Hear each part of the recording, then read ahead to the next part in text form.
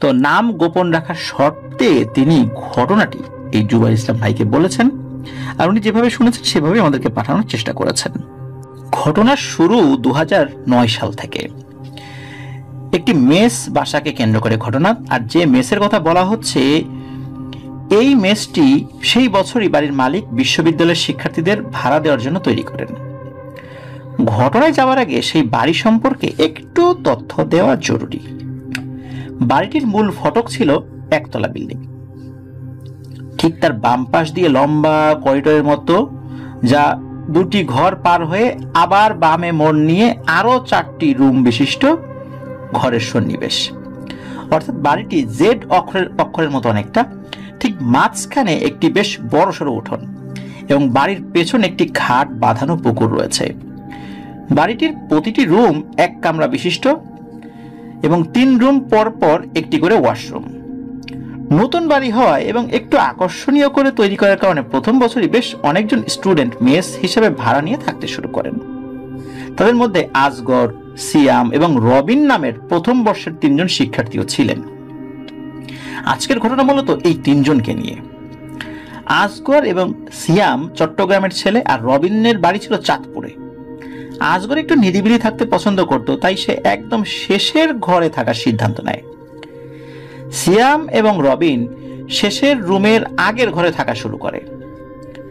ঘটনা শুরু হয় আজগরের কাছ থেকে।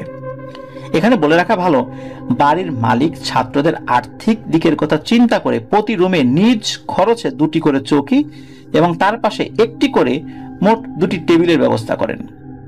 অন্যান্য মেসে এমন অবস্থা না থাকায় ছাত্ররা খুব আনন্দের সাথে এই মেসে থাকতে শুরু করেন। রুমে ওঠার প্রথম 3-4 দিন কোনো সমস্যা ছাড়াই পার হয়ে যায়। অন্যান্য রুমে 2 জন করে থাকলেও আজগরের রুমে কোনো রুমমেট না পাওয়ায় সে একাই থাকতে শুরু করে। কিছুদিন পরের ঘটনা। সারাদিন ক্লাস করে আজগর মেসে এসে বাড়ির পেছনের পুকুরে গোসল করে ভাত খেয়ে রুমে গিয়ে দরজা বন্ধ করে একটু ঘুমানোর চেষ্টা করে। কিছুক্ষণের মধ্যে ঘুমিয়েও যায় সে। ঘুমের ভিতরে সে অদ্ভুত এক স্বপ্ন দেখে।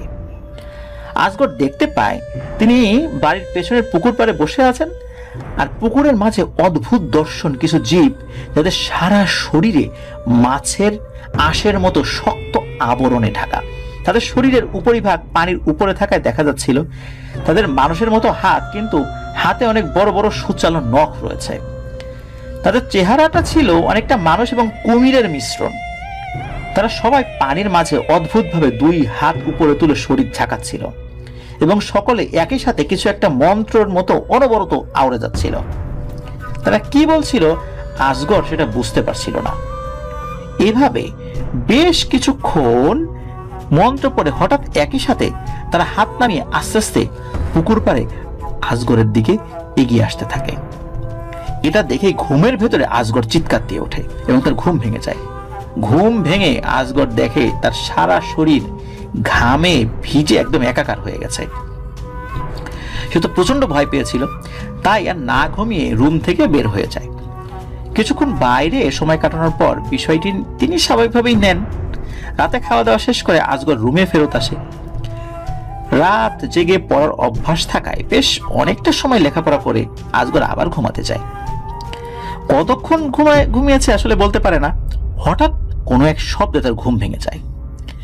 বিছানায় শুয়ে আজগর শব্দের উৎস বোঝার চেষ্টা করে। বেশ কিছুক্ষণ কান সজাগ রেখেও কিছুই শুনতে না পেয়ে আবার ঘুমানোর চেষ্টা করে। ঠিক তখন আবার শব্দটি শোনা যায় এবং বুঝতে পারে শব্দটি রুমে রাখা অন্য একটি চৌকি থেকে আসছে। আজগর মাথাটা একটু উঠিয়ে দেখার চেষ্টা করে। রুমের লাইট বন্ধ থাকায় স্পষ্ট কিছু দেখতে পাচ্ছিল না, তাই হাত বাড়িয়ে তার চোখের পাশে থাকা টেবিলের উপরে রাখা টেবিল ল্যাম্পটি জ্বালিয়ে দেয় এবং ঘাড় ঘুরিয়ে ওপাশের চোখের দিকে তাকায়। সেদিকে তাকিয়ে আজগর দেখতে পায় এক ভয়ঙ্কর অবয়ব।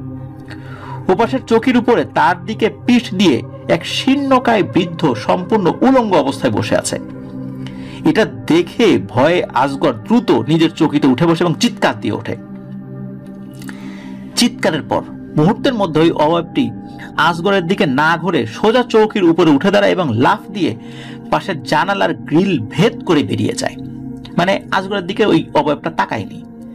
এরই মধ্যে আজগরের চিৎকার শুনে পাশের রুম থেকে সিয়াম, রবিন সহ আরো বেশ কয়েকজন দৌড়ে এসে দরজায় করাঘাত করতে থাকে। তাদের সকলের গলা শুনে একটু সাহস পেয়ে আজগর দরজা খুলে দেয়। সবাই এসে কি হয়েছে জিজ্ঞেস করলে আজগর কি দেখেছে সেটা সবাইকে বলে। মেসের ম্যানেজারও ছিলেন তাদের মধ্যে, যিনি বয়সে অন্যদের থেকে একটু বড়।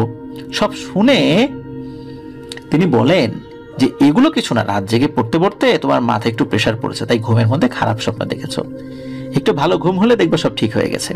এ কথা বলে অন্যান্য সবাইকে নিয়ে ম্যানেজার চলে যান। আজগর কিন্তু বুঝতে পেরেছে যে তার কথা কেউ বিশ্বাস করেনি।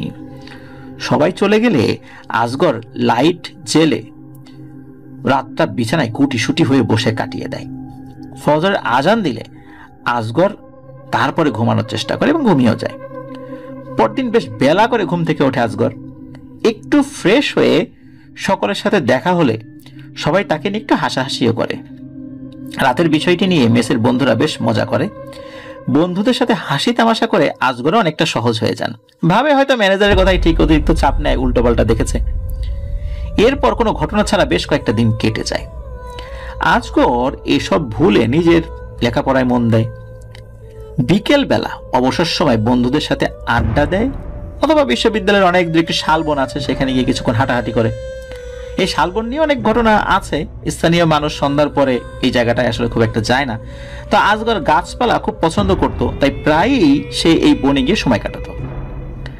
তার রুমের ঘটনার বেশ কিছুদিন পর এমনই একদিন এই আজগর শেষ বিকেলের দিকে ওই বনে হাঁটতে যায়।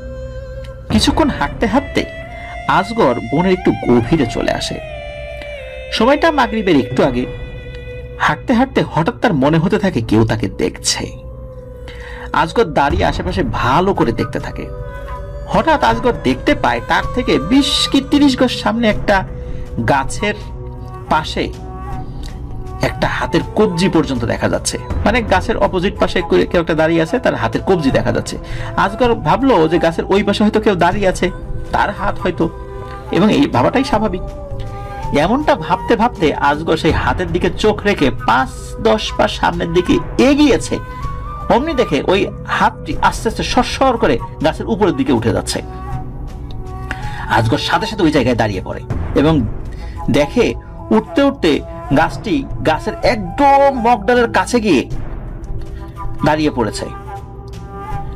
আর আস্তে আস্তে ওই হাতটি পেছন দিকে সরে গেল। তখনও দিনের আলো থাকায় বিষয়টি দেখে আজগর ভয়ের থেকে অবাক বেশি হয়।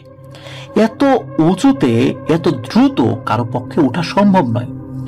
এই বিষয়টি যখন তার মাথায় আসে তখন আর দেরি না করে আজগর দ্রুত ফিরতি পথ ধরে। অল্প কিছুদিন এগিয়েছে, হঠাৎ সে শুনতে পায় তার পেছন পেছন কেউ দৌড়ে আসছে। আজগর দাঁড়িয়ে পেছনের দিকে তাকায়, কিন্তু কাউকে দেখতে পায় না। কিন্তু তার চোখ পড়ে যে হাতটি সে একটু আগে দেখে এসেছে, ঠিক সেই রকম একটি হাত আগের জায়গা থেকে এগিয়ে আজগরের বেশ কাছের আর একটা গাছের মাঝ বরাবর দেখা যাচ্ছে। এবার আর আজগরের বুঝতে বাকি রইল না যে এখানে যা হচ্ছে সেটা স্বাভাবিক কিছু না। আজগর তো দোয়া দুরুদ পড়তে পড়তে দেয় দৌড়। একটু পরে বন থেকে বের হয়ে রাস্তায় এসে পেছন দিকে তাকিয়ে দেখে সেই হাত বনের শুরু থেকে দ্বিতীয় সারির একটি গাছে এসে থেমে গেছে, আর এগোচ্ছে না। প্রচন্ড ভয়ে আজগর রাস্তায় বসে পড়ে। রাস্তার চলাচলরত 2-1 মানুষ তাকে এভাবে বসে পড়তে দেখে এগিয়ে আসে। কি হয়েছে জিজ্ঞেস করলে আজগর তাদেরকে বিষয়টি না বলে যে বনের ভেতরে হাঁটতে হাঁটতে একটু মাথা ঘুরে উঠেছে, তাই এখানে বসে একটু বিশ্রাম নিচ্ছে। একথা শুনে একজন আজগরকে সাহায্য করে তার মেসে পৌঁছে দিয়ে যান। ভয়ে সেদিন আর আজগর তার রুমে একা থাকার সাহস করে নাই। আজগর পাশের রুমে থাকা তার 2 বন্ধু সিয়াম এবং রবিনের রুমে ফ্লোরে বিছানা করে ঘুমায়। এইভাবে পরপর 3 দিন বন্ধুদের সাথে থাকে। তা আজগর একটু সাহস ফিরে পায়। তো 3 দিন পরে নিজের রুমে থাকার সাহস করে আজগর, যা ছিল তার জীবনের অন্যতম একটি বড় ভুল। সেদিন খাওয়া শেষ করে আজগর রুমে এসে দরজা খোলা রেখেই লাইট জ্বেলে পড়তে বসে যায়। রাত আনুমানিক তখন 2:30 বাজে। তখন দরজায় দুম দুম শব্দ শুরু হয়ে যায়। এই শব্দ শুনে আজগর শব্দের উৎস লক্ষ্য করে দরজার দিকে তাকায় এবং সে দেখতে পায় দরজার ঠিক বাইরে একটি অন্ধকার কালো অবয়ব। এই কালো অবয়বে 2 পা এবং 4টি হাত ছড়িয়ে দরজার ঠিক বাইরে দাঁড়িয়ে আছে। অভাবটির উচ্চতা এত বেশি ছিল যে দরজার দিকে তাকিয়ে শুধু তার গলা পর্যন্তই দেখা যাচ্ছিল। এই দৃশ্য দেখে আজগর ভয়ে সূরা কালাম পড়া তো দূরে থাক, চিৎকারও দিতে পারছিল না। ভয়ে চেয়ার ছেড়ে আজগর টেবিলের নিচে এসে অবস্থান নেয় এবং দরজার দিকে তাকিয়ে মনে মনে আল্লাহকে স্মরণ করতে থাকে। ভয়ে তার চোখ দিয়ে অনবরত পানি ঝরছে। প্রায় মিনিট খানেক দাঁড়িয়ে থেকে অবয়বটি হঠাৎ সোজা হয়ে রুমে প্রবেশ করে। রুমে ঢোকার পরেই সারা ঘর বিশ্রী আষ্টে গন্ধতে ভরে যায়। আজগর টেবিলের নিচে থাকায় তার চেহারা দেখতে পাচ্ছিল না, কিন্তু তার শরীরের নিচের দিকের কিছু অংশ চোখে পড়েছিল। অবয়বটি ছিল সম্পূর্ণ উলঙ্গ এবং তার 4 হাতের পেছন দিকে মাছের মতো আঁশ দ্বারা আবৃত, মানে ওটার হাত ছিল 4টা। অবয়বটি ছিল সম্পূর্ণ উলঙ্গ, তার হাতের পেছনে যেই মাছের আঁশের মতো জিনিস, মানে এইটা মনে পড়ে ওই যে পুকুরের ভেতরে কিছু একটা সে দেখেছিল স্বপ্নের মধ্যে, ওই জিনিসটা মনে পড়ে। অবয়বটি সারা রুমে 10 থেকে 12 সেকেন্ড হেঁটে হঠাৎ করে আজগরের চৌকির কাছে সে দাঁড়িয়ে তার নিচের 2 হাত দিয়ে চৌকিটা তুলে রুমের অন্য প্রান্তে ছুঁড়ে ফেলে। আজগর তখন ভয়ের চূড়ান্ত পর্যায়ে। চৌকি ছুঁড়ে অবয়বটি হাঁটতে হাঁটতে রুমের অন্য পাশে চৌকির কাছে গিয়ে সেটিও একইভাবে তুলে প্রচন্ড আক্রোশে 2 হাতে শূন্যে তুলে আজগর টেবিলের কাছে ছুঁড়ে ফেলে। আর আজগর তখন ভয়ে একটু শব্দ করে কান্না করে দেয়। তার কান্নার শব্দে সেই উলঙ্গ বিভৎস সত্তাটি খুব ধীরভাবে আজগরের টেবিলের দিকে ঘুরে তাকায় এবং একটু অপেক্ষা করে আস্তে আস্তে টেবিলের দিকে এগিয়ে আসতে থাকে। তার এগিয়ে আসা আজগর আর সহ্য করতে পারেনি। আজগর জ্ঞান হারিয়ে ফেলে। টেবিলের নিচে বসে থাকা অবস্থাতেই সে জ্ঞান হারায়। পরদিন সকালবেলা নাস্তা খেতে আসছে না দেখে মেসের একজন আজগরকে ডাকতে আসে। রুমের দরজা খোলাই ছিল। ভেতরে ঢুকে রুমের অবস্থা দেখে সেও তো জোরে চিৎকার দিয়ে ওঠে। তার চিৎকার শুনে সবাই এসে দেখে রুমের সবকিছু কেউ প্রচন্ড আক্রোশে ভেঙে চুরমার করে ছড়িয়ে রেখেছে। সারা ঘরে পচা আষ্টে একটা গন্ধ পাওয়া যাচ্ছিল। সবাই এটা ভেবেই অবাক হয়ে গেল যে রাতে এত কিছু হয়েছে, কিন্তু কেউ একটা টু শব্দটিও শুনতে পায়নি। আজগরকে রুমে না পেয়ে সবাই আশেপাশে খুঁজতে শুরু করে। ওয়াশরুমে, উঠোনের চারপাশে, রাস্তায়, ক্যাম্পাসে সব জায়গায় লোক পাঠিয়ে তাকে খোঁজা শুরু হয়, কিন্তু তারা খুঁজেও আজগরকে পায়নি। সবাই তো খুব দুশ্চিন্তা শুরু করতে লাগলো, কারণ আজগরের মোবাইল ফোনটি তার রুমে ভাঙা আসবাবপত্রের নিচে পাওয়া গিয়েছিল। কোথাও গেলে সে এটা সাথে নিয়ে যাওয়ার কথা। দুপুরবেলা কি মনে করে মেসের ম্যানেজার সকলকে নিয়ে পুকুরের চারপাশে ঝোপঝাড়ের ভিতরে খুঁজতে শুরু করে এবং অল্প কিছুক্ষণ খোঁজার পরেই পুকুরের অপর পারে একটি বুনো ঝোপের ভিতরে প্রায় রক্তশূন্য অবস্থায় আজগরকে পাওয়া যায়। সবাই মিলে ধরাধরি করে আজগরকে নিয়ে প্রথমে বিশ্ববিদ্যালয়ের হসপিটালে নিয়ে যাওয়া হয়। অবস্থা গুরুতর দেখে হসপিটালের ডাক্তার দ্রুত তাকে সদর হসপিটালে নিয়ে যেতে বলে। আজগরের পরিবারের কাছে খবর পাঠিয়ে সবাই মিলে আজগরকে জ্ঞানহীন অবস্থায় সদরে নিয়ে যায়। সদরে বেশ নাম করা একটি হসপিটালে তার চিকিৎসা শুরু হয়। হাসপাতালের ডাক্তাররা আজগরের শরীরের অবস্থা দেখে ভয় পেয়ে যায়। তারা দেখে আজগরের রক্তশূন্য শরীরে 7-8টি গভীর কামড়ের দাগ। তার শরীর থেকে এত রক্তক্ষরণ হয়েছিল যে ডাক্তাররা প্রায় আশা ছেড়েই দিয়েছিলেন, কিন্তু আল্লাহর অশেষ রহমতে 4 ব্যাগ রক্ত প্রদান করে প্রায় 7 দিন পরে আজগরের জ্ঞান ফেরে। জ্ঞান ফেরার পর আজগর শুরু থেকে সব ঘটনা মেসের সবাইকে এবং তার পরিবারকে খুলে বলে। সব শুনে তার পরিবার তার নিরাপত্তা এবং শারীরিক অবস্থার কথা চিন্তা করে তাকে চট্টগ্রামে নিয়ে যায়। এরপর আজগর আর কখনো কুমিল্লায় তার বিশ্ববিদ্যালয়ে ফেরত যায়নি। এরপরে আজগরের কি হয়েছিল পরে আর জানা যায়নি। হতে পারে সে ভালোই আছে, সুস্থ আছে। তো ঘটনাটি এখানে শেষ হলে পারত, কিন্তু এটি ছিল মূল ঘটনার শুরু মাত্র। বাড়ির মালিক কিন্তু খুবই ভালো একজন মানুষ। যদিও তিনি ওই এলাকায় থাকতেন না, কিন্তু তার সত্ত্বেও প্রায় তিনি এসে ছাত্রদের খোঁজ খবর নিতেন, কোনো সমস্যা হলে সমাধান করার চেষ্টা করতেন। আজগরের ঘটনায় হাসপাতালের খরচ বাবদ তার পরিবারকে জোরপূর্বক তিনি বেশ কিছু অর্থ দিয়েছিলেন। আজগর চলে যাওয়ার 2-3 দিন পরেই তিনি এতিম হাফেজদের এনে মেসে পবিত্র কোরআন খতমের ব্যবস্থা করেন, দোয়া দুরুদ পড়ান, হুজুর ডেকে মেসের সম্পূর্ণ এলাকাটি বন্ধ করেন। কিন্তু ভুলে হোক না জেনে হোক ওই পুকুরটি বন্ধ করেননি।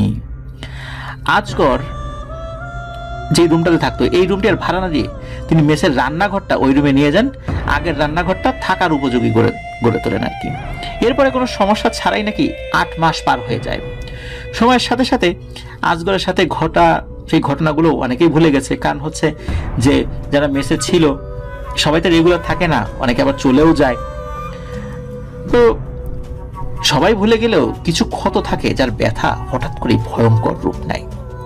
ঠিক তেমন ভাবে একদিন আজগরের পাশের রুমে থাকা সিয়াম এবং রবিন, যারা ওই ম্যাচ আর পরিবর্তন করেননি, তো সিয়াম এবং রবিনের জীবনের ভয়ের অধ্যায়টা শুরু হয়ে যায়।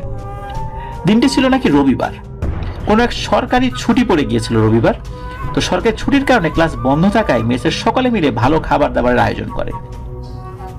সাধারণত কোনো প্রোগ্রাম করলে ওই মেসের ছেলেরা সবাই মিলে নিজেরাই রান্না বান্না করে, হই হুল্লোড় করে সময়টা উপভোগ করে। সেদিনও এমন একটি আয়োজন করা হয়। সবাই সবার দায়িত্ব বুঝে নিয়ে কাজ শুরু করে দেয়। দুপুরের পর থেকে খাবারের আয়োজন করা হয় রাতের বেলা। সিয়াম এবং রবিনের উপর দায়িত্ব ছিল তারা মাছ মাংস কেটে ধুয়ে রাখবে, সেভাবেই তারা তৈরি ছিল। কিন্তু বাজার আসতে দেরি হয়, কাটাকুটি করতে মাগরিবের রক্ত পার হয়ে যায়। সব কেটে কুটে নিয়ে দুজন মিলে পুকুর ঘাটে যায় ধুয়ে আনতে। মেসের পেছনে পুকুর ঘাটে একটু দূর একটা বাতি লাগানো ছিল যদিও, তো সেই আলোতে ঘাট মোটামুটি দেখা যায় এমন আর কি। তো রবিন ঘাটের একটু উপরে দাঁড়িয়ে তার মোবাইলের ফ্ল্যাশ লাইট জ্বালিয়ে ধরে রাখে, আর সিয়াম ঘাটে হাঁটু মুড়ে বসে পানি দিয়ে সেই মাছ মাংস ধোয়া শুরু করে। দুইজন টুকটাক কথা বলছিল এটা সেটা নিয়ে। এমন সময় একটা ঢুপ করে শব্দ হয়, আর এই ঢুপ শব্দ দুজনই একটু অবাক হয়ে পুকুরের মাঝখানের দিকে তাকায়। আবছা বাতির আলোয় তারা দেখতে পায় সেখানে পানি বেশ আলোড়িত হচ্ছে, মানে আন্দোলিত হচ্ছে। মনে হচ্ছিল এইমাত্র বড় কিছু একটা সেখানে দ্রুত ডুব দিয়েছে। বড় কোনো মাছ হবে ভেবে বিষয়টিকে তেমন গুরুত্ব না দিয়ে দুজন কে কত বড় মাছ দেখেছে এটা নিয়ে আলোচনা শুরু হলো। যে তুই জীবনে কত বড় মাছ দেখেছিস, ও বলে তুই জীবনে কত বড় মাছ দেখেছিস, এরকম আলোচনা শুরু হয়। তো আলোচনা করতে করতেই আবার একই শব্দ শুনতে পায় তারা, তবে এবার আরো একটু কাছে শোনা যায় শব্দটি। এবারও তেমন কিছু মনে না করে দুজন কথা বলতে থাকে আর মাছ মাংস ধুয়ে নিতে থাকে। এমন সময় তৃতীয়বারের মতো শব্দটি শোনা যায়। এবার শোনা যায় সিয়াম যেখানে মাছ ধরছিল তার থেকে 3-4 হাত সামনে। শব্দ শোনার সাথে সাথে রবিন তার হাতের ফ্ল্যাশ বাতিটি সেই দিকে ধরলে দুজনই দেখতে পায় বড় কালো আঁশ বিশিষ্ট একটি শরীরের পিঠের দিকের একটু পানির উপরে দেখা যাচ্ছে, তবে তার শরীরের নিচের অংশ সেই অল্প আলোতে দেখা যাচ্ছিল না। ভয়ে দুজনই তাড়াতাড়ি করে ঘাট থেকে উপরে উঠে চলে আসে, আর তখনই দেখতে পায় পুকুরের ওপারে অন্ধকারের মধ্যে বেশ কিছু লাল জল করা চোখ তাদের দিকে তাকিয়ে আছে। তাদের শরীরের অবয়ব দেখে মনে হচ্ছিল সবগুলো ঘাপটি মেরে শিকার ধরার মতো বসে আছে, যে ওদিকে যাবে আর হামলে পড়বে ওদের উপরে। এমন দৃশ্য দেখে দুজনই মেসের দিকে দৌড় দেয়। ঠিক তখনই পেছন থেকে শুনতে পায় অনেকে একসাথে পুকুরে ঝাঁপ দিলে যেমন শব্দ হয় ঠিক তেমন শব্দ শুনে পিছনে ফিরে দেখতে পায় পুকুরের ওপারের অবয়বগুলি আর নেই। তাড়াতাড়ি সেখান থেকে ফিরে ওরা দুজনই মেসের ম্যানেজারকে বিষয়টি বলে। মেসের ম্যানেজার প্রথমে তারা দুইজন ভয় দেখাচ্ছে এই ভেবে হেসে উড়িয়ে দেয়, কিন্তু তাদের চেহারার দিকে তাকিয়ে তারা মেসের ম্যানেজার যখন বুঝতে পারে তারা দুষ্টুমি করছে না, তখন আরো কয়েকজনকে সাথে নিয়ে লাইট নিয়ে পুকুরের পাড়ে একসাথে দেখতে যায়। কিন্তু না, পুকুর পাড়ে গিয়ে সবাই দেখে সব শান্ত হয়ে আছে, কোথাও ভয়ের কোনো চিহ্নও নেই। ম্যানেজার সিএম ও রবিনকে আশ্বস্ত করে বলে, তোমাদের হয়তো দেখতে ভুল হয়েছে, যাক বাদ দাও, আসো রান্না বান্না শেষ করি, আর কেউ রাতে পুকুর ঘাটে এসো না। এই বলে সবাইকে নিয়ে ম্যানেজার ভেতরে ফেরত যায়। কিন্তু ভেতরে তিনিও বুঝতে পেরেছিলেন যে ওরা দুজন কিছু একটা দেখেছে, কারণ তারা মিথ্যা কথা বলার মতো ছেলে না। সেদিন আর কিছু হয়নি। রান্না বান্না শেষ করে সবাই খাওয়া দাওয়া করে বেশ কিছুক্ষণ আড্ডা দিয়ে যে যার রুমে গিয়ে শুয়েও পড়ে। সিএম আর রবিন একই রুমে থাকতো, তাই তারা রুমে গিয়ে দরজা বন্ধ করে দিয়ে আজকে কি দেখেছে সেই বিষয়ে আলোচনা করতে করতে একসময় ঘুমিয়ে পড়ে। তো ভাগ্যিস ওরা ওই জিনিসটা দেখে ওই মাছ মাংস হাতে নিয়ে দৌড় দিয়েছিল, তা না হলে তো রান্না বান্না সব চুলোয় যেত। তো যাই হোক, তারা তো ঘুমিয়ে পড়েছে। রাতে একটা শব্দে দুজনেরই ঘুম ভেঙে যায়। দুজনই নিজেদের খাটে উঠে বসে শব্দের উৎস খুঁজতে থাকে, কিন্তু কোনো উৎস না পেয়ে সিয়াম উঠে রুমের বাতিটি জ্বালিয়ে দেয়। বাতিটি জ্বালানোর পরে দুজনই দেখতে পায় এক ভয়ানক দৃশ্য। সারা রুমের মেঝেতে বড় বড় কালো কালো আঁশ। দুজনই বিষয়টা দেখে বেশ অবাক হয় এবং ভয়ও পায়। সিয়াম একটি আঁশ হাতে নিয়ে পরীক্ষা নিরীক্ষা করে বলে, রবিন, এগুলো তো কোনো মাছের আঁশ না রে, মাছের আঁশটা এত মোটা ধারালো হয় না, একটু দেখতো। এই কথা শুনে রবিন যখনই মাছের আঁশ হাতে নিতে যাবে ঠিক তখনই তাদের টিনের চালের উপরে ধুপ ধুপ করে শব্দ করে কি যেন দৌড়ানো শুরু করে। সেই শব্দ এত তীব্র আকারে ছিল যে অন্যান্য রুমের ছাত্রদের ঘুম ভেঙে যায়। সকলে নিজেদের রুম থেকে বের হয়ে আসে। সিয়াম ও রবিনও বের হয়ে দৌড়ায় দেখার জন্য যে আসলে কি উপরে। সবাই মিলে একসাথে উঠোনে দাঁড়িয়ে চালার দিকে তাকে কিছু দেখতে পায় না, মানে তাদের মাথার উপর যে চালটা ছিল এদিকে তাকে কিছুই দেখতে পায় না, কিন্তু শব্দ তখনও পাচ্ছিল। কিন্তু এই শব্দটা তখন ওই চালার অন্য পাশ থেকে আসছিল। সেই পাশ উঠোন থেকে আবার স্পষ্ট দেখা যায়। অনেকের হাতে টর্চ ছিল, কিন্তু আলো ফেলেও কিছু দেখা যাচ্ছিল না, কিন্তু শব্দটা শোনা যাচ্ছিল। উঠোনে দাঁড়িয়ে একজন বিড়াল টানার মতো একটু ছেই ছেই শব্দ করলে অদৃশ্য থেকে একটা বিকট চিৎকার আসে, যা কোনো চেনা জন্তুর হতেই পারে না। এই আওয়াজ শুনে কেউ আর ভয়ে দাঁড়াই নাই ওই উঠানে। সবাই উঠোন পার হয়ে দৌড়ে রাস্তায় চলে আসে। ম্যানেজার কিছু বুঝতে না পেরে বাড়ির মালিককে ফোন দিয়ে জানায় বিষয়টি। বেশ রাত হয়ে যাওয়ায় সেই রাতে বাড়ির মালিক আর আসতে পারেন নাই। মেসের সবাই সারা রাত রাস্তায় হাঁটাহাঁটি করে কাটিয়ে দেয়। ভোর হতে না হতে বাড়ির মালিক এসেও হাজির হন। সব শুনে তিনি আবার ফেরত আসবেন বলে চলে যান। সকালবেলা সূর্য উঠলে ছাত্ররা সবাই তাদের রুমে গিয়ে ঘুমিয়ে পড়ে। দুপুরের দিকে বাড়ির মালিক একজন হুজুরকে নিয়ে আসেন। তিনি ছাত্রদের কাছ থেকে সবকিছু শুনে বলেন, বাবারা আপনারা চিন্তা করবেন না, আজ রাতে আমি থাকবো আপনাদের সাথে, দেখি কি সমস্যা। এই কথা শুনে ছাত্ররাও খুশি হয়ে যায় এবং তারা একটু আশ্বস্ত হয়। রাতে খাওয়া দাওয়া শেষ করে সবাই যে যার মতো নিজেদের রুমে চলে যায়। কিন্তু সিয়াম এবং রবিনকে অন্য রুমে থাকতে বলা হয়, কারণ সেই হুজুর একাই থাকবেন তাদের রুমে। যেই কথা সেই কাজ। সিয়াম এবং রবিন দুজন অন্য রুমে গিয়ে আশ্রয় নেয়। রাত তখন বেশ গভীর। হুজুর হয়তো ঘুমিয়ে পড়েছিলেন। হঠাৎ পুকুর পাড়ের দিকের জানালার কাছ থেকে একটা ঘর ঘর শব্দে তার ঘুম ভেঙে যায়। তিনি উঠে বসে দেখেন জানালার ওপাশ থেকে একটা 4 হাতওয়ালা বিশাল দানবীয় উলঙ্গ অবয়ব নিজের শরীরটাকে দুমড়ে মুচড়ে জানালা দিয়ে একটু একটু করে ঘরে প্রবেশ করছে এবং তার পেছনে অনেকগুলো লাল বর্ণের চোখ এবং অন্ধকারে অবয়ব দেখা যাচ্ছিল। হুজুর সাথে সাথে উঠে বসে ভয়ে দোয়া দরুদ পড়তে শুরু করেন। আসলে তিনি ভেবেছিলেন ছোটখাটো কোনো সমস্যা, তাই সাহস করে একাই রুমে থেকে গিয়েছিলেন। কিন্তু এমন ভয়ঙ্কর একটা ঘটনার সম্মুখীন হতে হবে এটা তিনি ভাবতেও পারেননি। তিনি বেশ জোরে জোরে সূরা কালাম পড়তে শুরু করেন, কিন্তু অবয়বটি সেদিকে ভ্রুক্ষেপ না করে একটু একটু করে নিজের শরীরকে জোর দিয়ে জানালা দিয়ে প্রবেশ করাচ্ছে। অন্ধকারে তার চেহারা হুজুর দেখতে পাচ্ছিলেন না। একসময় হুজুর ভয়ে হঠাৎ আয়াতুল কুরসি পড়া শুরু করতেই হঠাৎ অবয়বটি থেমে যায়। হুজুর পড়তে থাকলে সে যেভাবে শরীর প্রবেশ করেছিল ঠিক একই রকম ভাবে সে তার শরীরকে বের করে নিতে শুরু করে। এটা দেখে হুজুর বুঝতে পারেন কাজ হচ্ছে, তাই তিনি আরো শব্দ করে আয়াতুল কুরসি পড়তে থাকেন।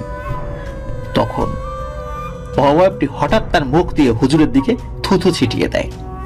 সেই থুথু হুজুরের শরীরে লাগতে হুজুর চিৎকার দিয়ে সাহায্য প্রার্থনা করেন। তখন অন্য রুম থেকে সকলে চিৎকার শুনে বের হয়ে হুজুর যে রুমে ছিল সেদিকে দৌড়ে আসেন। সবাই যখন দরজার বাইরে দাঁড়িয়ে চিৎকার করে ওঠে, তখন সেই অবয়বটি জানালা দিয়ে বের হয়ে ছুটে গিয়ে পুকুরের পানিতে ঝাঁপ দেয়। সবাই ওই অবয়বটি ওই সময় দেখেছিল। হুজুর উঠে খুব কষ্ট করে দরজা খুলে দিলে সবাই হুড়মুড় করে রুমে প্রবেশ করে। মূলত ওই সবাই ওই দরজার ওখানে একটা ফাঁকা ছিল। কেউ কেউ ওই ফাঁকা দিয়ে, মূলত সবার মধ্যে অধিকাংশই দরজার উপর থেকে একটু যেখানে তালা বন্ধ করা হয় ওই পর্যন্ত কাঠের দরজা একটু ফাঁকা থাকে, ওই দিক দিয়ে তাকিয়ে ওই অবয়বটা দেখেছিল। তো যাই হোক, সবাই খুলে তার সাথে হুড়মুড় করে প্রবেশ করে।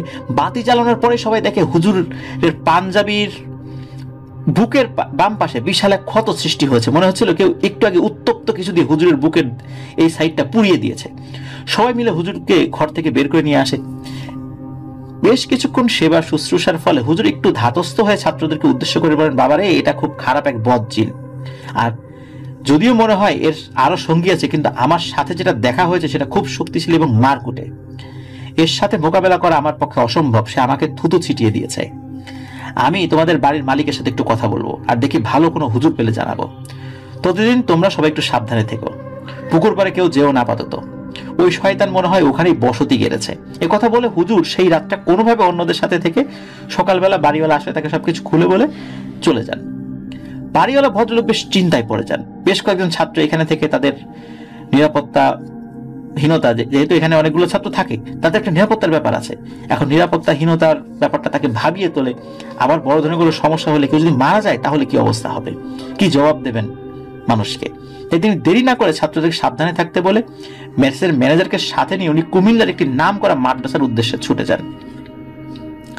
মাদ্রাসার নামটি প্রকাশ করা হয়নি। তো যাই হোক, মাদ্রাসায় পৌঁছে বাড়িওয়ালা মাদ্রাসার মোহতামি হুজুরের সাথে সাক্ষাৎ করে সবকিছু খুলে বলেন।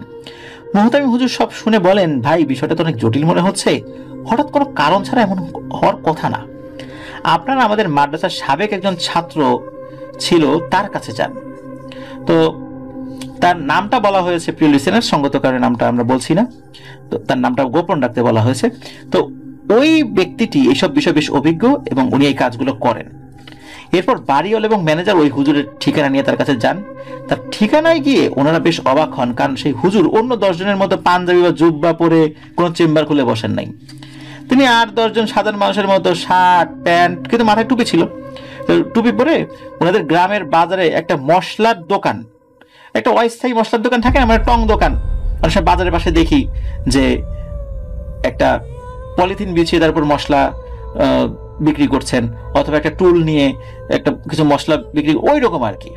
তাকে দেখে কোনোভাবেই মনে হয় না যে ইনি একজন ভালো হুজুর। তো বাড়িওয়ালার মনে একটু সন্দেহ হয়, এই কোন লোকের ঠিকানা দিল, এদিকে সেই লোক, মনে হয় ভুল ঠিকানা এসে পড়ছি, একই নামের অন্য কোনো লোক, মনে হচ্ছে এই নামে আরো লোকজন আছে, তা তারা ভুল লোকের কাছে চলে আসছে। কিন্তু এত বড় একজন হুজুর, সে মশলা বিক্রি করবে কেন এরকম রাস্তার পাশে বসে? এসব চিন্তা মাথায় নিয়ে তিনি সেই হুজুরকে, মোহতামি হুজুরের কথা বলেন। হুজুর মোহতামি হুজুরের কথা শুনে তাদেরকে একটু দাঁড়াতে বলে দোকান রেখে কোথায় যেন চলে যান।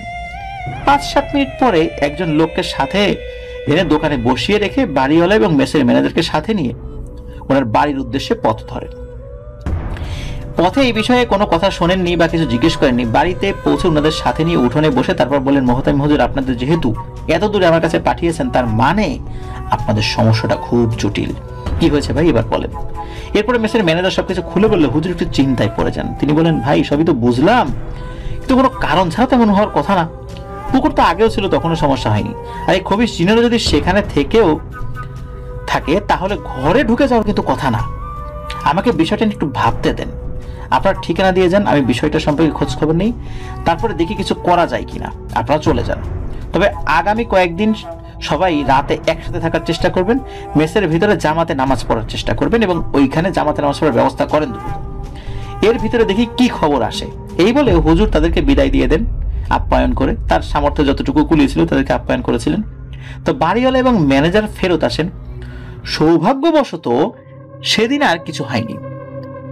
রাতের বেলা নিচে সবাই খাওয়া দাওয়া করে কিছুক্ষণ লেখাপড়া করে হুজুরের কথা মতো 2টি রুমের মেঝেতে ঢালাই বিছানা করে ঘুমিয়ে পড়ে। পরদিন দুপুর নাগাদ সেই হুজুর ফোন দেন বাড়িওয়ালাকে এবং জানান তিনি আগামীকাল আসবেন। বাড়িওয়ালা মেসের ম্যানেজারকে এই বিষয়টা জানিয়ে দেন যে হুজুর আসবেন, কিন্তু বিপত্তি ঘটে ওই দিন রাত্রি। সিয়াম আর রবিন সেদিন সদরে কোনো একটি কাজে গিয়ে আটকা পড়ায় আসতে বেশ রাত হয়ে যায়। তারা অটো গাড়ি থেকে নেমে 5 মিনিট হেঁটে যখন বাড়ির আঙিনায় প্রবেশ করে, তখন সিয়াম রবিনের কাঁধে হাত দিয়ে তাকে টেনে ধরে বলে, রবিন, ওই দেখ, বাড়ির পেছন থেকে ওগুলো কারা যেন বের হচ্ছে। রবিন সেদিকে তাকিয়ে দেখে বাড়ির পেছন দিক থেকে, অর্থাৎ পুকুরের ওপাশ থেকে বেশ কয়েকটি কালো জমাট অন্ধকার স্তূপ 1 পা 2 পা করে এগিয়ে আসছে। রবিনও সামনে না গিয়ে একটা জায়গায় দাঁড়িয়ে পড়ে। দুজনই পেছন ফিরে দৌড় দিবে বলে পিছনে ফিরে দেখে 4 হাত বিশিষ্ট সেই দানব আকৃতির অবয়ব তাদের চেয়ে হাত 10 দূরে দাঁড়িয়ে আছে। কিভাবে যেন ওই প্রথম তারা অন্ধকারের মধ্যেও তার চেহারাটা দেখতে পায়। তাদের বর্ণনা মতে অবয়বটির মুখে শুধু দাঁত ছিল, আর কিছু নেই, না চোখ, না মুখ, না নাক। কিন্তু তার গলার ঠিক নিচে, বুকের ঠিক একটু উপরে ছোট ছোট কয়েকটা চোখ, নাক, মাথা বিশিষ্ট ছোট ছোট মুখ দেখা যাচ্ছিল এবং সেগুলো নড়াচড়া করছে। তার মানে তার ওই জায়গাটাতে বেশ কয়েকটা অবয়ব আছে বা মাথা আছে, সেগুলো নড়াচড়া করছিল। কি ভয়ানক একটা অবয়ব, আপনি একবার চিন্তা করুন যে গলার নিচে কয়েকটা অবয়ব, মাথা দেখা যাচ্ছে। এমন খারাপ জিনিস দেখলে কারোতে মাথা ঠিক থাকার কথা না। সিয়াম এবং রবিনেরও ঠিক ছিল না মাথা। তারা দুজনই একসাথে চিৎকার দিয়ে ওঠে।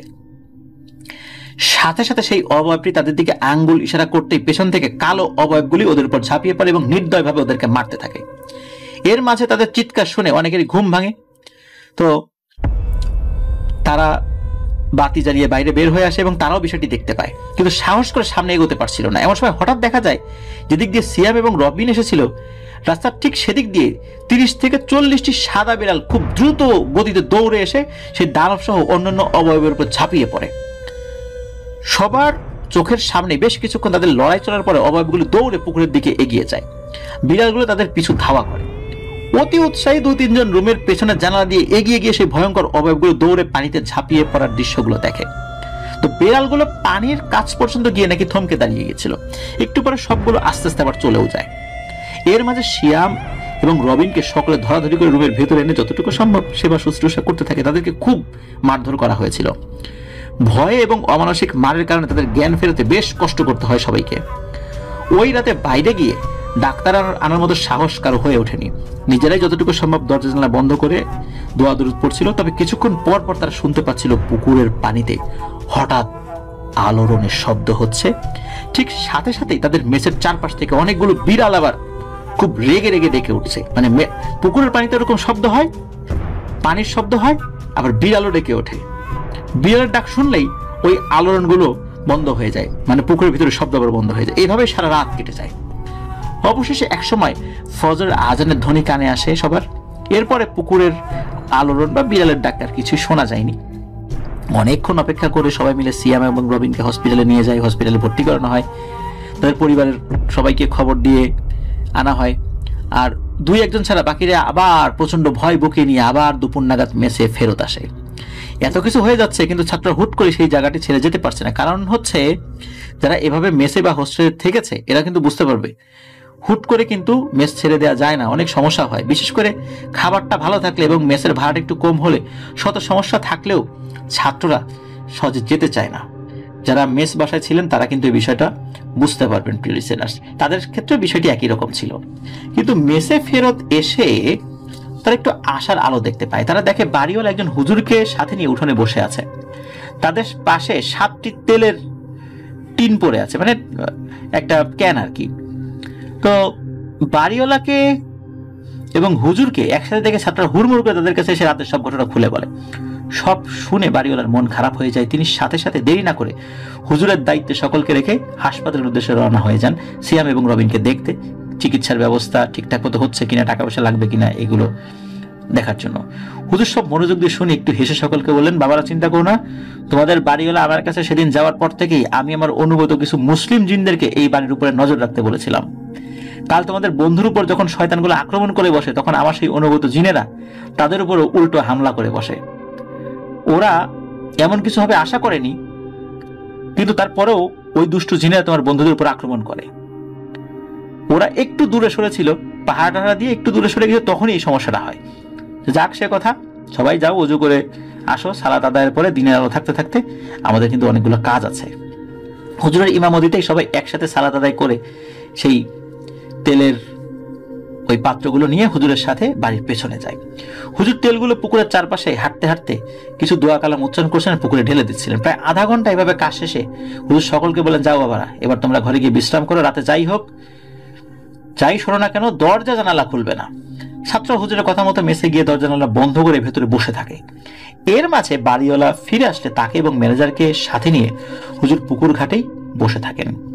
আনুমানিক মধ্যরাতে হুজুর বাড়িওয়ালা এবং ম্যানেজারকে একটু দূরে দাঁড়াতে বলে পুকুরের দিকে সূরা কালাম পড়তে পড়তে এগিয়ে যান এবং একটি কাঠিতে আগুন জ্বালিয়ে ছুঁড়ে ফেলেন পুকুরে। সাথে সাথে দাও দাও করে পুকুরের পানিতে আগুন ধরে যায়। হুজুর উঠে এসে জোর গলায় পবিত্র কোরআন কারিমের বেশ কিছু আয়াত পড়তে থাকেন। উপরে দাঁড়িয়ে থাকা বাড়িওয়ালা এবং ম্যানেজার হঠাৎ দেখেন পুকুরের অপর পারে অনেকগুলো সাদা বেড়াল জড়ো হয়ে দাঁড়িয়ে আছে। এরই মাঝে হঠাৎ পুকুরের ভেতর থেকে কোনো সারা শব্দ ছাড়া বেশ কয়েকটি হলুদ ব্যাঙের মতো দেখতে কয়েকটি প্রাণী লাফ দিয়ে বের হয়ে পারে উঠে আসলে সাথে সাথে সাদা বিড়ালগুলো সেগুলোকে আক্রমণ করে মেরে ফেলে মুখে করে পুকুরের পেছনের দিকে যে ঝোপ ছিল সেই ঝোপের দিকে নিয়ে চলে যায়। এভাবে প্রায় 21টি ব্যাঙের মতো প্রাণী ওখান থেকে বের হয়ে এসেছিল এবং বিড়ালগুলো ওইগুলোকে হত্যা করে ওগুলো ঝোপের মধ্যে নিয়ে গিয়েছিল। একসময় হুজুর পুকুর ঘাট থেকে উঠে এসে বলেন, চলেন ভাইয়েরা, আমাদের কাজ এখনকার মতো শেষ আলহামদুলিল্লাহ, আর অল্প কিছু বাকি সেটা আমি পরে দেখে নেব ইনশাল্লাহ, এখন আল্লাহর রহমতে আপনার বিপদ মুক্ত।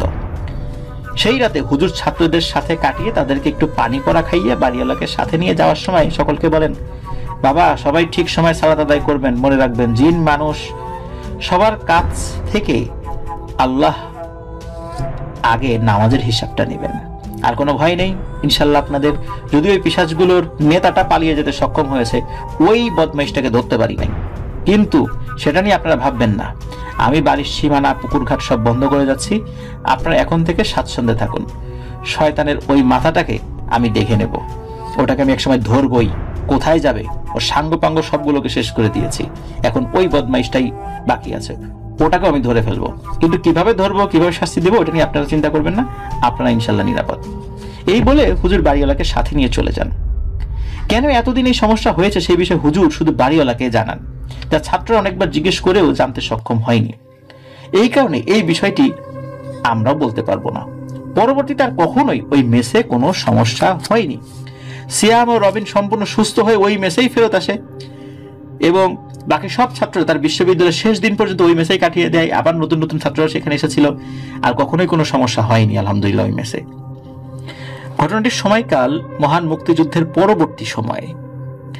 রাউজান উপজেলার নোয়াপাড়া এবং গোষ্ঠী নয়াহাট যে জায়গা রয়েছে এর কাছাকাছি, এটা কাছাকাছি দুটো গ্রাম। তৎকালীন বাংলা জনপদের মতো সেখানকার জীবনযাত্রা 10টা গ্রামের আপামর বাঙালির মতোই ছিল। হিন্দু মুসলমান প্রায় সমান সমান ছিল বলেই শোনা যায় ওই সময় ওই গ্রাম দুটিতে। বর্তমান সময়ের মতো মসজিদের ব্যাপকতা সেখানে না থাকলেও ধর্মপ্রাণ মুসলমানেরা কখনোই তাদের ধর্ম পালনে পিছুপা হতো না। অল্প সংখ্যক যে কয়েকটি মসজিদ ছিল তাতেই জনসমাগমে পরিপূর্ণ হয়ে যেত, আর ধর্মীয় ভাব গাম্ভীর্যতা বজায় রেখেই জীবনযাত্রা পরিচালিত হতো। এমনই এক রমজান মাসের ঘটনা। তারাবির নামাজ শেষে দুজন 16-17 বছর বয়সী ছেলে বাড়ি থেকে বেশ কিছুটা দূরে একটা মসজিদে নামাজ শেষ করে বাড়িতে ফিরছিল। নিজেদের এলাকায় মসজিদ থাকলেও তারা ওই মসজিদেই প্রতি রমজানে তারাবির নামাজ আদায় করতে যেতেন। তাদের দুজনের বাড়ি এই গোষ্ঠী নয়াহাট নামক এলাকায়। এদের একজনের নাম সুরুজ আলী আর অপরজনের নাম মোস্তফা। একদিন ওই মসজিদে একজন মানুষের পরিবার থেকে নামাজি সব মানুষকে জিলাপি খাওয়ানো হয়। তো সুরুজ আলী আর মোস্তফা দুজনেই দুটো করে জিলাপি হাতে নিয়ে খেতে খেতে বাড়ির দিকে যাচ্ছিল। একটা সময় আসে যেখানে তাদেরকে আলাদা হতে হবে, মানে মোস্তফা আর সুরুজের বাড়ি একই গ্রামে হলেও একটা থেকে আরেকটা কিছুটা দূরে। একটা মোটামুটি বড় আকারের বিলের এ পাশে হচ্ছে মোস্তফার বাড়ি আর অপর পাশে সুরুজ আলীর বাড়ি। জমির আইলকে ধরে একটা মেঠো পথ চলে গেছে সুরুজ আলীর ভিটার দিকে। তো মোস্তফা সুরুজ আলীকে বিদায় দেয়। সুরুজ আলী তার হাতে থাকা জিলাপি নিয়ে জমির আইল ধরে বাড়ির দিকে হাঁটতে থাকে। চাঁদের আলো ছিল মোটামুটি মাঝারি রকমের। হাঁটতে হাঁটতে জমি প্রায় মাঝখানে আসার পরে সুরুজ আলী অনুভব করলো তার কানের পাশ দিয়ে কি যেন একটা পাখির মতো সাঁ করে উড়ে গেল। চারদিকে তাকিয়ে সুরুজ আলী কিছুই দেখতে পায় না। সে কোনো পাখি হবে ভেবে আমলে না নিয়ে বাড়ির দিকে হেঁটে চলে যায়। আর একইভাবে পরের দিনও যখন সে ওই পথে আসছিল একা একা, তখনও একই জায়গায় তার সাথে একই ঘটনার পুনরাবৃত্তি ঘটে। এবারে সে স্বাভাবিকভাবে বিষয়টা নিয়ে বাড়িতে চলে যায়। তৃতীয় দিন সুরুজ আলী একা নয়, তার সাথে ঘটনাচক্রে তার এক চাচা ওই পথে হেঁটে যাচ্ছিলেন। আজকেও ঠিক একই ঘটনা ঘটে সুরুজ আলীর সাথে। এবার তার চাচা সামান্য দূরে থাকায় তিনি খেয়াল করতে পারেননি যে সুরুজের সাথে ঠিক কি ঘটেছে। এবার সুরুজ সিদ্ধান্ত নেয় এটা কেমন পাখি, এটা তার দেখতেই হবে। চতুর্থ দিন নামাজ শেষে সে মোস্তফাকে সবকিছু খুলে বলে। ওই দিন মোস্তফা সহ সুরুজ আলী একসাথে ওই স্থানে আসে এবং অপেক্ষা করতে থাকে। বেশ কিছুক্ষণ অপেক্ষা করার পর কোনো অপ্রত্যাশিত ঘটনা না ঘটায় মোস্তফা যেই মাত্র সুরুজ আলীকে বিদায় দিয়ে পিছু ফিরেছে, ঠিক তখনই একটা পাখির মতো কিছু সাঁ করে সুরুজ আলীর কান ছুঁয়ে উড়ে চলে যায়। সুরুজ আলী মোস্তফাকে ডাক দিয়ে বলে, এই মোস্তফা, এই যে এই মাত্র পাখিটা উড়ে গেল। তো দুজনে কিছুটা ভয় পায়, তাড়াতাড়ি বাড়িতে চলে যায়। তো ওই রাত্রে সুরুজ আলী স্বপ্ন দেখে যে খুব সুন্দর একটা মেয়ে তাকে বলে, সুরুজ আলী, তুমি ওখানে কাউকে নিয়ে যাবে না, আমি শুধু তোমাকেই দেখা দেব। এটা বলেই সেই মেয়েটা একটা সাদা পাখির রূপ ধরে উড়ে চলে যায়। হতচকিত হয়ে ঘুম থেকে উঠে যায় সুরুজ আলী। পরদিন নামাজ শেষে সুরুজ আলী আর মোস্তফা এবং ওই মসজিদের যেই ইমাম রয়েছে, এই মসজিদের ইমামকে এরা দুজন ঘটনাটি বললে তিনি নোয়াপাড়া গ্রামে একজন হুজুরের সন্ধান দেন এবং বলেন যে সেই হুজুরের জন্য হাদিয়া হিসেবে কিছু দুধ নিয়ে যেতে। তো আজকে বাড়ি ফেরার পথে সুরুজ আলীর সাথে একই ঘটনার পুনরাবৃত্তি ঘটে। দেরি না করে সুরুজ আলী আর মোস্তফা পরদিনই সেই হুজুরের কাছে গিয়ে উপস্থিত হন এবং সবকিছুই খুলে বলেন। হুজুর এই দুইজনকে সাথে নিয়ে একটা রুমে ঢোকেন এবং নির্দিষ্ট কিছু রুকিয়া করে একটা মাটির পাত্রে দুধ নিয়ে মাটিতে রাখেন এবং সেই দুধে ফু দেন। তারপর বলেন যদি কোনো সমস্যা থাকে তাহলে দুধ আপনা আপনি নড়ে উঠবে, আর কিছু না থাকলে, যদি কোনো সমস্যা না থাকে তাহলে কিছুই হবে না, দুধ স্বাভাবিক থাকবে। কিছুক্ষণ পর তারা তিনজনই দেখতে পেলেন মাটিতে রাখা দুধের পাত্র নিজের থেকেই প্রথমে হালকা এবং পরে বেশ জোরে জোরে নড়াচড়া করে দুধ সহ উপচে পড়ছে পাত্র থেকে। এই ঘটনা দেখে এই সুরুজ আলী মোস্তফা দুজনেই তো খুবই অবাক। হুজুর একটা দোয়া বারবার পড়ার কারণে ধীরে ধীরে পাত্রটি নড়াচড়া শান্ত হয়। হুজুর সুরুজ আলী আর মোস্তফার দিকে তাকিয়ে বলেন, তোমরা আজকে চলে যাও, কালকে আবার আসবে, আমি দেখি বিস্তারিত বলার চেষ্টা করবো ইনশাল্লাহ। তো আর তিনি একই সাথে সুরুজ আলীকে সাবধানে থাকতে বলেন। সুরুজ আলী আর মোস্তফা দুজনেই বাড়িতে চলেও আসেন আর যথারীতি নামাজ আদায় করতে যান। ফেরার পথে মোস্তফা সুরুজ আলীকে এগিয়ে দেয়, কিন্তু ফেরার পথে মোস্তফা কোনো অজানা কারণে বেশ ভয় পাচ্ছিল। তো সুরুজ আলী তার পরিবারে সবকিছুই খুলে বলেন। তার পরিবার বিষয়টা তেমন একটা আমলে নেয় না, কেননা তাদের পরিবার তেমন একটা বিত্তশালী ছিল না, মূলত কৃষিকাজের উপর নির্ভরশীল ছিল তার পরিবার। বাবা মা, ছোট দুই বোন আর সুরুজ আলী, মোট 5 জনের সংসার। খুব একটা অভাবী পরিবার ছিল তা না, মানে মধ্যবিত্ত আর কি। তো পরদিন মোস্তফা সুরুজ আলী দুজনেই সেই হুজুরের কাছে যান এবং হুজুর সুরুজ আলীকে বলেন, সুরুজ আলী তোমার মা বাবাকে বলো যে যত দ্রুত সম্ভব তোমাকে যেন বিয়ে করিয়ে দেয়, তা যদি না হয় তাহলে কিন্তু তোমার সমস্যা হবে। হুজুরের কথায় বেশ অবাক হয় দুজনেই, কিন্তু হুজুর তাদেরকে বলেন যে ব্যাপারটা যেন সিরিয়াসলি নেয় তারা, তা না হলে পরবর্তীতে সমস্যা আরো গভীর হতে পারে। হুজুরের কাছে বিদায় নিয়ে সুরুজ আলী আর মোস্তফা দুজনেই বাড়িতে চলে আসেন। ওই দিন নামাজের পরে স্থানীয় এক সঙ্গী সহ সুরুজ আলী ওই রাস্তা দিয়ে বাড়িতে চলে আসেন। তবে আজকে তার সাথে কোনো সমস্যা হয় না, কিন্তু বিপত্তি বাধে রাত গভীর হওয়ার সাথে সাথে। ঘুমের মধ্যে স্বপ্ন দেখে সুরুজ আলী, একটা অনেক সুন্দরী মেয়ে তাকে স্পর্শ করতে চাইছে কিন্তু পারছে না, আর এজন্যই মেয়েটা খুব কান্নাকাটি করছে। তখন তো রমজান মাস চলছিল, সেহরি খেতে ডাকা হলে সুরুজ আলীর ঘুম ভেঙে যায় এবং সুরুজ আলী তার মায়ের সাথে এই বিষয়টা শেয়ার করে। তার মা তো হেসে উড়িয়ে দেন, কেননা তখনও সুরুজ আলীর বিয়ের বয়স হয়নি। কিন্তু সুরুজ আলীর সাথে এই অদ্ভুত ঘটনা কিন্তু চলমান থাকে। সে এই ঘটনা এড়িয়ে যেতে বুদ্ধি করে, সেটা হলো কাউকে না কাউকে সাথে নিয়েই ওই রাস্তায় চলাচল করতো, আর ওই রাস্তা ছাড়া অন্য কোথাও কিন্তু ওই কারের কাছ দিয়ে শাঁ করে একটা পাখি চলে যাওয়ার ঘটনাটা কিন্তু ঘটতো না। এভাবে রমজান মাস শেষ হয়ে যায়, ঈদও শেষ হয়, কেবল স্বপ্ন দেখা ছাড়া আর কোনো অদ্ভুত ঘটনা ঘটে না সুরুজ আলীর সাথে। এদিকে ওই যে হুজুর তার কাছে গিয়েছিল, যিনি তাকে দ্রুত বিয়ে করার পরামর্শ দিয়েছিলেন, তিনি সুরুজ আলীকে খবর পাঠান এবং তার বিয়ের ব্যাপারে কত দূর হয়েছে সেটা জানতে চান। সুরুজ আলী ব্যাপারটা হেসেই উড়িয়ে দেন।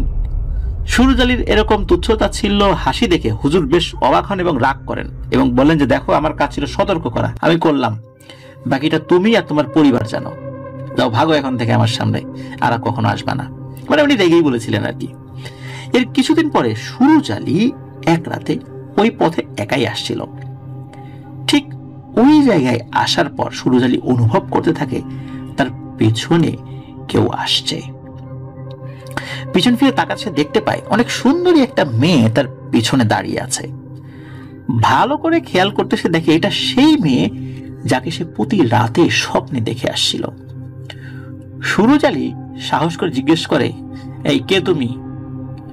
এবার ওই মেয়েটি বলে, আমি আম্বিয়া। সুরুজ আলী আবার জিজ্ঞেস করে, তোমার বাড়ি কোথায়? এবার মেয়েটি কোনো উত্তর দেয় না। সুরুজ আলী আবার জিজ্ঞেস করে, তুমি কি চাও আমার কাছে? তখন আম্বিয়া বলে, আমি তোমাকে বিয়ে করতে চাই। এমন সুন্দর একটা মেয়ের কাছ থেকে বিয়ের প্রস্তাব পেয়ে সুরজ আলী বেশ অবাক হয়ে বলে, আমি তো তোমাকে চিনি না, জানি না, তোমাকে কেন বিয়ে করব আমি। এসব কথা শেষ করার আগেই সুরজ আলী খেয়াল করে অন্য আরেকজন পুরুষ কোথা থেকে হুট করে চলে আসে এবং আম্বিয়ার হাত ধরে টেনে হিচড়ে নিয়ে যাচ্ছে। আর আম্বিয়া বলছিল, ভাই আমি যাব না, আমি ওকে বিয়ে করতে চাই। এভাবে বলতে বলতে তারা দুজনেই একটা সময় দৃষ্টি সীমানার বাইরে গিয়ে হারিয়ে যায়। এদিকে সুরজ আলী বাড়িতে আসার পর তার প্রচন্ড জ্বর আসে। একদিন, দুদিন করে 7 দিন অতিবাহিত হলেও প্রচলিত কোনো ঔষধে তার জ্বর কমছিল না। আর নিয়মিত বিরতিতে সে ওই মেয়েকে স্বপ্নে দেখত। একইভাবে মেয়েটি অনেক কাকুতি মিনতি করে সুরজ আলীকে বিয়ের জন্য অনুরোধ করত। সুরজ আলী আবার তার পরিবারকে এসব বিষয় জানায়। এবার তার মা বাবা ওই যে নোয়াপাড়ার যে হুজুর ছিলেন, সেই হুজুরের শরণাপন্ন হন। সে হুজুর তাদেরকে জানান যে একটা মহিলা জিনের নজর পড়েছে সুরজ আলীর উপর, যে কিনা সুরজ আলীকে বিয়ে করতে চায়। কিন্তু হুজুর বুঝতে পারছিলেন না যে সুরজ আলী কিভাবে এতদিন সুস্থ আছেন। মানে সচরাচর জিনে আসর করা মানুষের খুব তাড়াতাড়ি মানসিক সমস্যা দেখা দেয়, কিন্তু সুরজ আলী কিন্তু তার ব্যতিক্রম। সামান্য অসুস্থ হলেও বিশেষ কিছু তার সাথে হচ্ছিল না, অথচ এই জিনটা কিন্তু যথেষ্ট শক্তিশালী। সে চাইলে যে কোনো মুহূর্তেই বড় ধরনের ক্ষতি সাধন করতে পারে সুরজ আলীর। তো হুজুরের কথায় সুরজ আলীর পরিবার বেশ চিন্তিত হয়ে যায়। এবার হুজুরের পরামর্শ মতো সুরজ আলীর জন্য মেয়ে দেখা শুরু হয়। যদিও বা সুরজ আলীর আসলে ওই সময় বিয়ের বয়স হয়নি। তো মেয়ে দেখা যখন শুরু হয়, আর তাতেই বিপত্তি আরো বেড়ে যায়। এই আম্বিয়া এবার সুরজ আলীর মা বাবার স্বপ্নে এসে অনুরোধ করতে থাকে যেন তার সাথে সুরজ আলীর বিয়ে দেওয়া হয়। সমস্যা এতটাই তীব্র হয় যে সন্ধ্যার পর সুরজ আলীর বাড়ির চারদিকে কে যেন ঘুরে ঘুরে করুণ আকুতি করে সুরজ আলীকে বিয়ে করতে চায়। গ্রামে এই ঘটনা জানাজানি হলে বিভিন্ন জন বিভিন্ন পরামর্শ দিতে থাকেন। পরে ওই যে নোয়াপাড়ার হুজুর, সেই হুজুরকে তাদের বাড়িতে এনে বাড়ি বন্ধ করে দেওয়া হয়। কিন্তু হুজুর বলে যান যে এই সমস্যার সমাধানের পথ একটাই, সুরজ আলীর সাথে আম্বিয়ার বিয়ে দেয়া। একজন পরহেজগার হুজুরের মুখে জিন আর মানুষের বিয়ের মতো রসিকতা গ্রামের মুরব্বীরা আসলে মেনে নিতে পারেননি। তারা ওই হুজুরকে রীতিমতো শাসিয়ে বিদায় দেন ওখান থেকে। হুজুর যাওয়ার সময় শুধু এতটুকুই বলে যান, সুরজ আলীর বিপদ আরো বাড়বে যদি বিয়ে না হয়। এদিকে সুরজ আলীর পরিবার বিভিন্ন জায়গায় সমাধানের জন্য গেলেও সমাধানের কোনো পথ পাচ্ছিল না। এদিকে সুরজ আলী আর তার মা বাবা প্রায় স্বপ্নে আম্বিয়াকে দেখতেন এবং আম্বিয়ার করুণ আকুতি শুনতেন। অনেক খোঁজাখুঁজি করার পরে সুরজ আলীর বন্ধু মোস্তফার নানার বাড়ি হচ্ছে চন্দ্রঘোনা, ও চন্দ্রঘোনার এক প্রসিদ্ধ হুজুরের সন্ধান পান।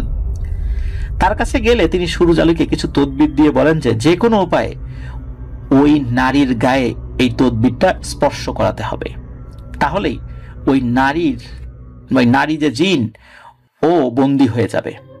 হুজুরের কথা মতো রাতের বেলা রাস্তার ওই নির্দিষ্ট জায়গায় গিয়ে সুরজ আলী একদিন অপেক্ষা করতে থাকে। জনসমাগম কমে আসলে হুজুরের যেই তদবিরটা দিয়েছিল সে তো হাতেই ছিল। তো সুরজ আলীকে অদৃশ্য একটা সত্তা হঠাৎ করে ডেকে ওঠে, বলে ওঠে, সুরজ আমি এসেছি। তো সুরজ আলী তার উদ্দেশ্য করে বলে, আম্বিয়া আমি তোমাকে দেখতে চাই, স্পর্শ করতে চাই। তো যেই বলা সেই কাজ, সাথে সাথে দৃশ্যমান হয় আম্বিয়া।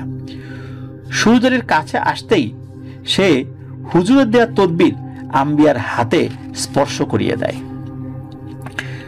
স্পর্শ করার সাথে সাথে সুরজ আলী দেখলো মুহূর্তের মধ্যে সুন্দরী আম্বিয়া এক কুৎসিত আর অদ্ভুত অবয়বে পরিণত হয়েছে।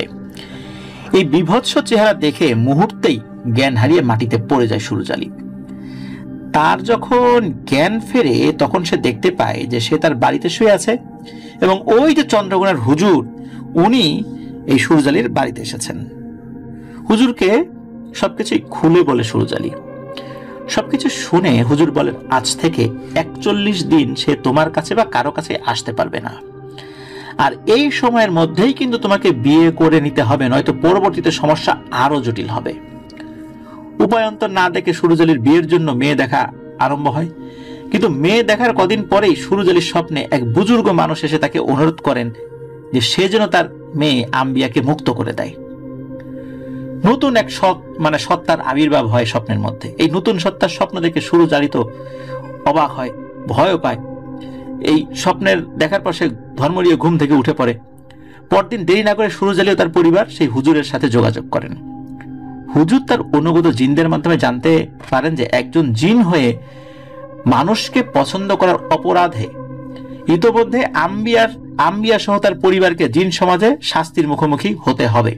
কারণ তারা যে গোত্রে বসবাস করত সেই গোত্রে একটা নিয়ম আছে, কোনো জিন কোনো মানুষকে পছন্দ করতে পারবে না, পছন্দ করে বিয়ে করার কোনো পরিকল্পনা করতে পারবে না।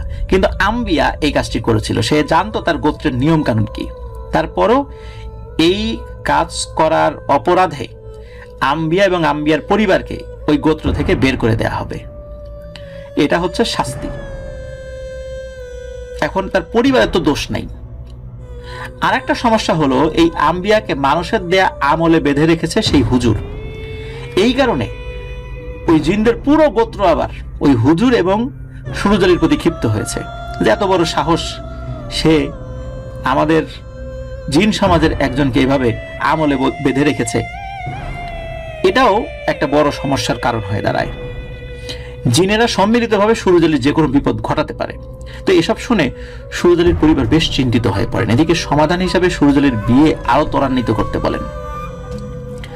হুজুরের কথা মতে সপ্তাহখানেকের মধ্যে সুরুজ আলীর বিয়ে করিয়ে দেওয়া হয়।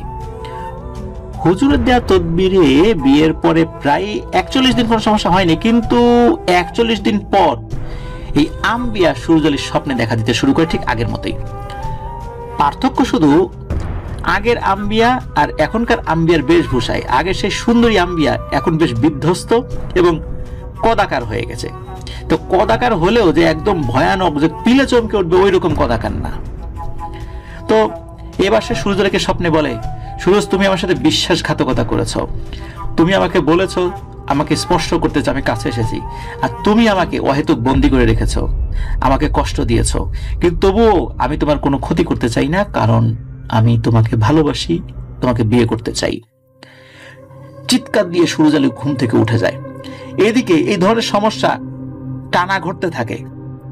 এই কারণে সুরুজ আলী যে নতুন বউ বলে যে, এ কোন পাগলের পাল্লায় পড়লাম, আমার জামাই, আমার হাজবেন্ড তো পাগল।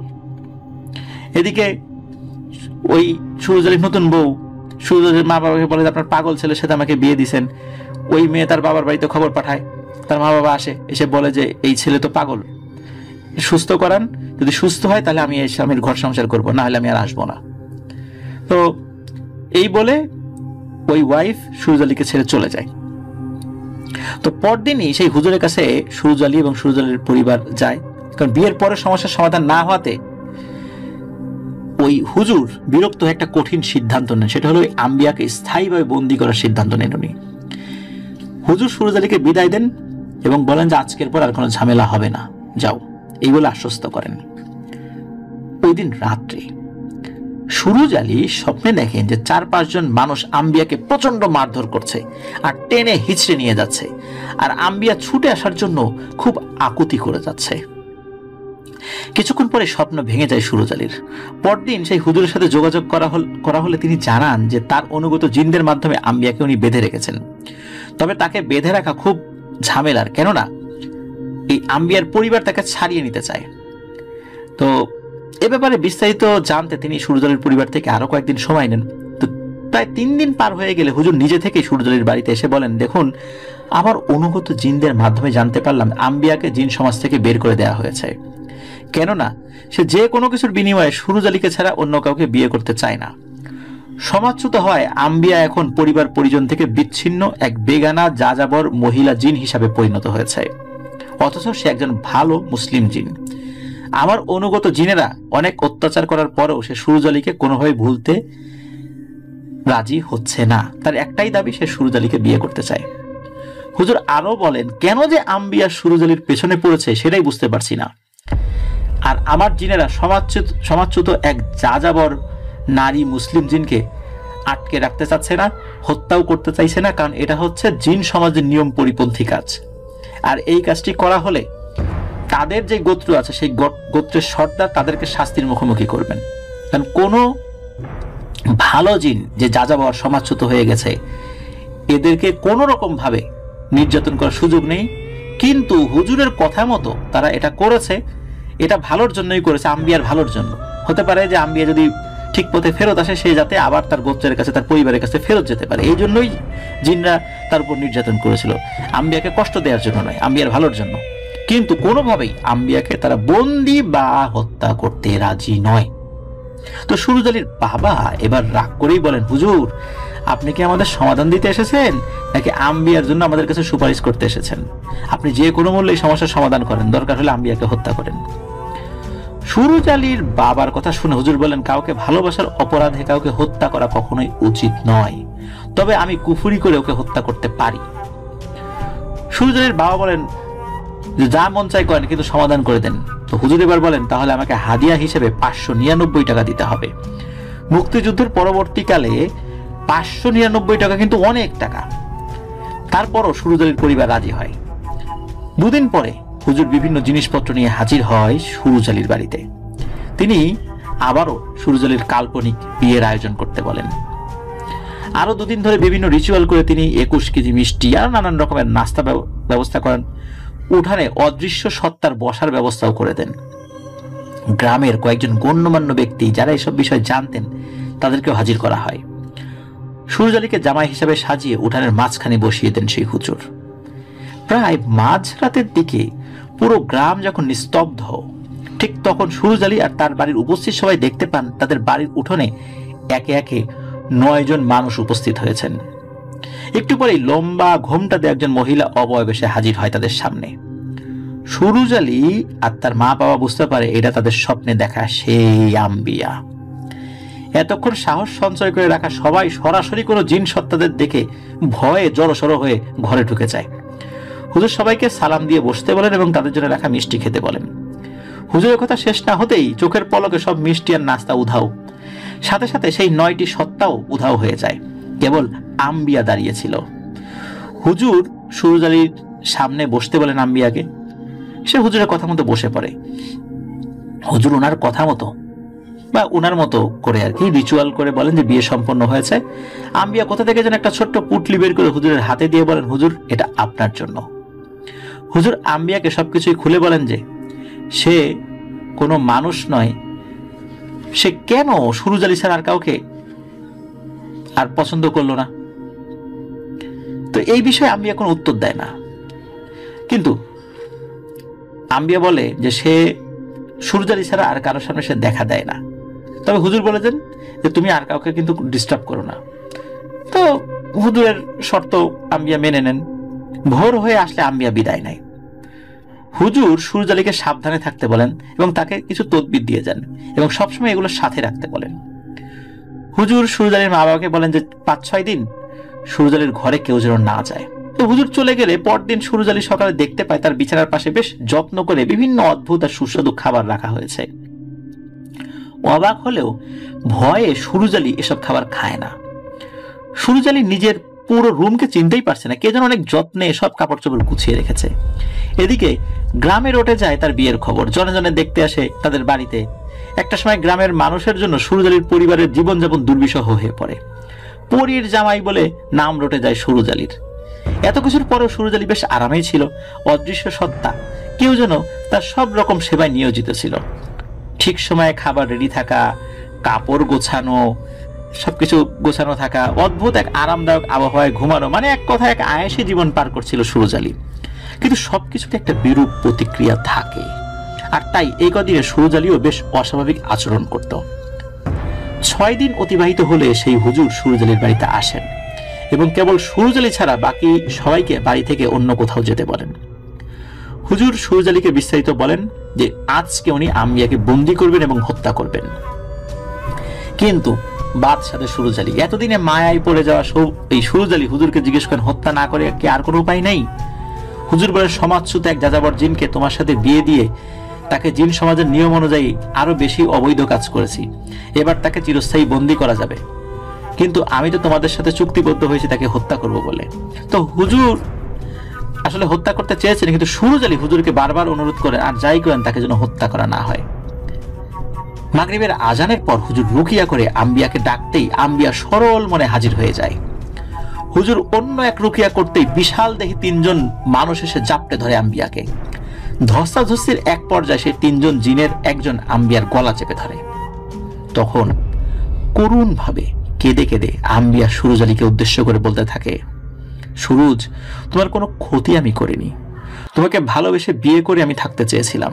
তোমার জন্য আমার গোত্র, পরিবার, পরিজন সবকিছু হারিয়েছি। সেই তুমি কিনা আমাকে 2 বার ধোঁকা দিলে। কি অপরাধ ছিল আমার? আমি কি তোমার কোনো ক্ষতি করেছি?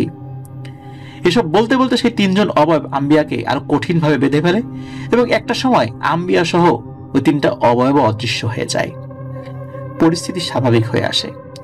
2 দিন পরে হুজুর জানে আম্বিয়াকে অজানা একটা জায়গায় চিরতরে বন্দী করে রাখা হয়েছে। এদিকে সুরুজ আলী আম্বিয়াকে হারানোর পর সে নিজেও আর কখনোই সংসারী হয়নি। যদিও বা সে সম্পূর্ণ সুস্থ ছিল, সে আর কখনো বিয়ে করেনি। বাকিটা জীবন সে আম্বিয়ার স্মৃতি নিয়েই এবং পরীর জামাই নাম নিয়েই বেঁচেছিল। তাকে অনেকে পরীর জামাই হিসাবে চিনত। সুরুজ আলী আম্বিয়াকে প্রথম দিকে পছন্দ না করলেও পরবর্তীতে আম্বিয়ার কুৎসিত চেহারা দেখে ভয় পেয়েছিল। কিন্তু পরবর্তীতে আম্বিয়ার আচার আচরণ দেখে সে ওই কুৎসিত চেহারার আম্বিয়ারই প্রেমে পড়ে যায়। তারপরে আম্বিয়াকে হত্যা করার সে পক্ষপাতী ছিল না, এই কারণে তাকে বন্দী করে রাখা হয়েছে চিরতরে। কিন্তু ওই আম্বিয়ার স্মৃতি নিয়েই সুরুজ আলী বেঁচেছিলেন। এই কারণে উনি আর কখনোই বিয়ে করেননি। ওনার পরিবার থেকে বিয়ে দেওয়ার চেষ্টা করা হলেও উনি বলেছিলেন তিনি আম্বিয়ার স্মৃতি নিয়েই বাঁচতে চান। উনি তার পূর্বের বিবাহিত স্ত্রীকে আর কখনো ফেরত আনার চেষ্টাও করেননি।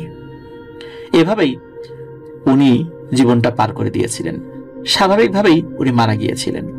আম্বিয়াকে কোথায় বন্দী করে রাখা হয়েছে এটা হুজুরও বলতে পারেন না। ওই জিনেরাই বন্দী করে রেখেছিল। ওই যেখানে বন্দী করে রাখা হয়েছিল সেটা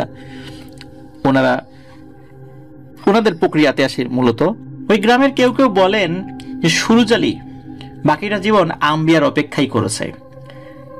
সুরুজ আলী নাকি কখনো কখনো আম্বিয়াকে ছুটিয়ে আনার চেষ্টাও করেছে, কিন্তু ব্যর্থ হয়েছে। কেউ বলতে পারেনি আম্বিয়াকে কোথায় বন্দী করে রাখা হয়েছে।